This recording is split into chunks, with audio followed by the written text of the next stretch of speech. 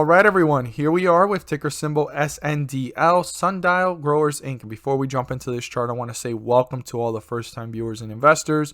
Welcome to the channel, Invest for Tomorrow. To all the subscribers, welcome back. And I want to announce to everyone my Twitter account. I'm going to put the link down below. That's going to be a means of communication when I post different tweets, as they call them. And you guys can retweet them or comment down below. And I'm also going to use it as a means to send out notifications on other videos that most of you are expecting or unaware of due to the fact that you didn't get the notification on YouTube.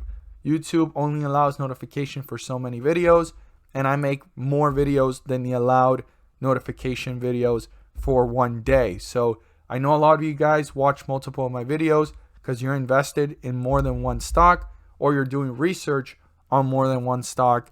So I definitely want you guys to not miss a single video and receive notifications over there. So the link will be down below. Follow me on Twitter, Invest for Tomorrow 1. So Sundial Growers Inc. has been with a run. The catalyst has been forming since obviously Monday and even since the end of the year, right? It was starting to fall, but it was trying to pull itself up. It held up pretty well in this area, sideways movement. But since Monday, this has been running.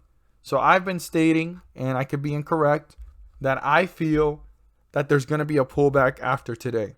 That's how I feel. I want every single investor, even if you don't believe this, to be mindful of it and watch for it. But I could be wrong.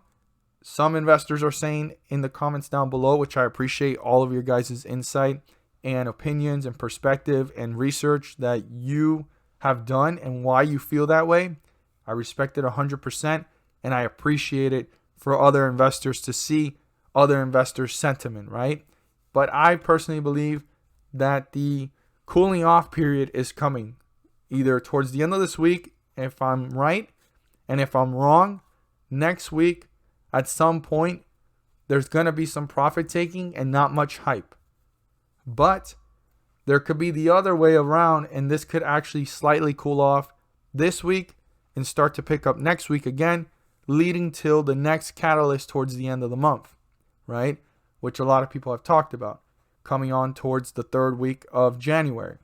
Now, I believe that could be a possibility as well, or there can be a big cool off period where profit taking uncertainty kicks in and it comes right back down to like the 50 to 40 cent range and hang out there until the next catalyst.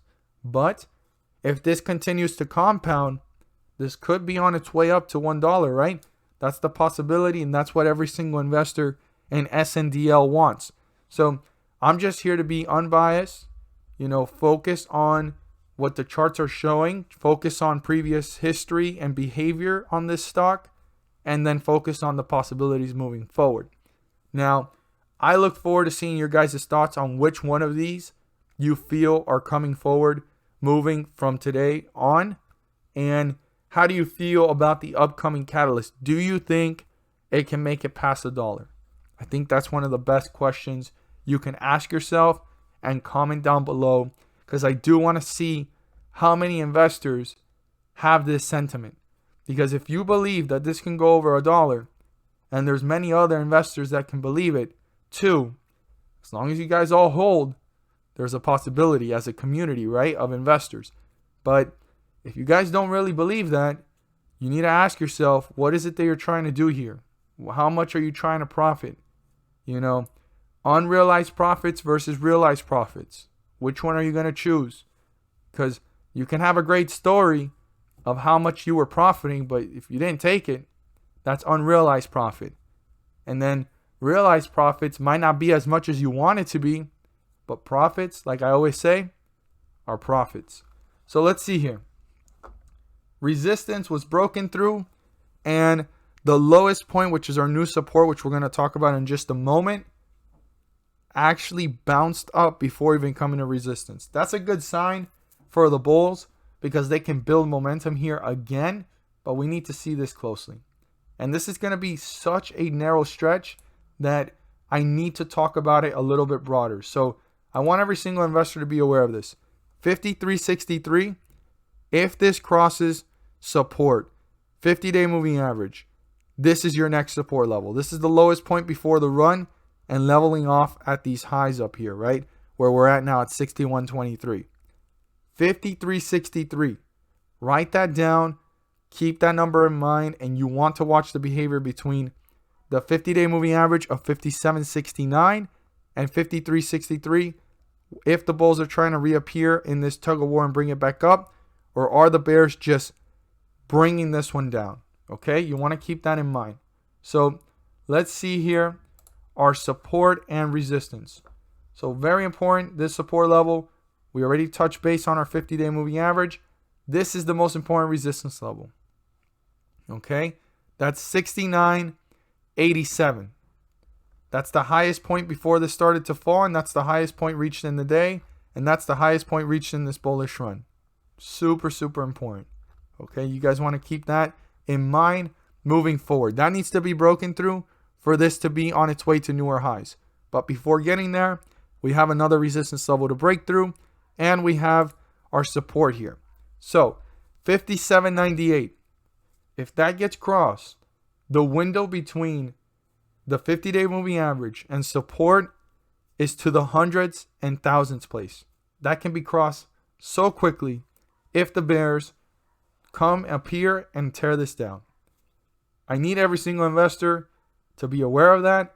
But just because support gets broken through and the 50-day moving average gets broken through does not signify that the bulls can't reappear. But it's going to become much more difficult for them to reappear and break through the resistance level that they need to break through to continue the momentum. So very important. Now, if I pull up the MACD, which is important as well, you can see that even though it's holding itself up, it's showing signs of downward movement. We still haven't reached the midway point, but it's showing signs of downward movement. If those red bars get lighter, that might be a good sign, and it could level off and probably dip a little bit more and then bounce back up. But if those get darker and the MACD lines, the blue lines and orange lines, get closer to the midway point, this could be on its way down. I believe that things are going to cool off pretty fast, specifically starting tomorrow. Now, I'm not trying to be pessimistic. I'm not trying to bash the stock. I'm here for every investor's best interest. If it doesn't happen, that's great, because it's going to continue to run up.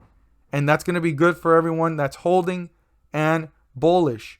But I do want every single investor to be aware that it's possible, but it has to break through support and the 50-day moving average significantly for this to actually start showing signs that it's going down really fast and that it can't pull back. Because there's also the situation that there's such a fine line here and it's such a narrow stretch between support and the 50-day moving average that the stock can actually break through it, come down, not break through the next support level, which is down here that I talked about earlier in the 53-cent range, and it bounces right back up and it starts running up.